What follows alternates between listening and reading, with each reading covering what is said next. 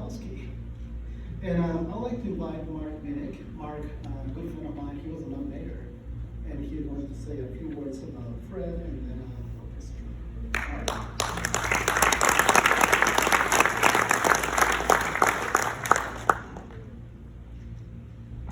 He told me I only had 3 minutes, so I'll keep it brief. Some of the most prolific statements about the American people and culture, there's 2 of them. Greatest generation, that puts a chill down our spine. The people that kept America safe and out of harm's way when the Germans tried to take the world over. The other one, near and dear to our hearts, the space community, the right stuff. Fred Jankowski has both of those, but a whole lot more. First off, let's talk about the man, the legend, the myth, Fred Jankowski. He's single-handedly the hardest working human being we have ever seen. One time myself, Robert Hager, and myself tried to figure it out. Fred goes out to lunch every 10 years. That's when Fred, and he's kicking and screaming. We had a birthday party for him at work, and he ate his cake 7 minutes later. He says, I gotta get back to work. We said, it's your birthday party. You have to stay a little bit longer, Fred. That's how hard of a worker he is. And my God, is this guy the best checker? You should see the write-up I put up. I mean, it's about 3 lifetimes for Fred. As soon as I gave him the write-up, first thing he says, you made 2 mistakes. You got this wrong and that wrong. I've never put a drawing, a document, anything down in front of the guy where he did not find something wrong. If they took the menu and brought it in here, he would find 2 typos in the menu. He's at his desk every day, 6 in the morning at the 80-year age and above. I would know because I'd come in at 7 and be told, good afternoon. There would then be 13 Jankowski emails in my inbox saying, Mark, we need to relook at this QD. Mark, we need to figure out how we're going to do the electrics for the controls.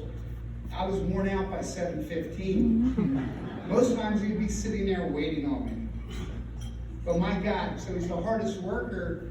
They always talk about the breadth and the depth. Let's talk about the breadth.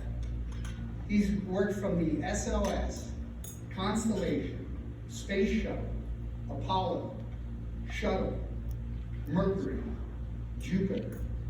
His first thing was the Nike Ajax. He was a mechanic fixing the rocket. The reason why they had 2 other things, welding and I think electrical, and he already knew how to do that. So he went to missile guidance school. Something else. Ben Cooper has some amazing pictures up there of all the launches that he did. Fred worked on every one of those launches. I just kidding. But he has not only influenced NASA, I think his biggest legacy, because I know the guy for quite some time now, is Delta 4. Excuse me, I have to pronounce it the way Delta 4 is how he pronounces it. He's the only guy I know that starts off with a New York accent and finishes with a Southern drawl by the time he's done something. Every time I mention Delta 4, people smile ear to ear. They go, Fred? That's the first thing they say. His impacts were legendary there, so much that I've met technicians out and about that said, Fred Jankowski, I've never met him, but we still have Fredware. Everybody knows GSE. GSE is like tattooed in my brain. On a Delta 4, they call it Fredware because of all the innovations that Fred came up with. It doesn't even stop there. Someone from Blue Origin called him up one day and said, we're trying to figure out our rocket. Can you tell us what to do with umbilicals? Fred wrote him a 3-page paper and sent it to Blue Origin, telling them to do what to do with umbilicals. If someone at the Blue Origin table can get back to Fred and tell him how he did, that would be great. They would appreciate that.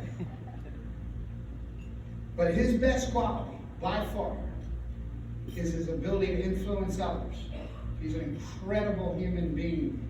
If you go back to Huntsville, Alabama, they don't call him Mr. Jankowski, they call him Coach Jankowski.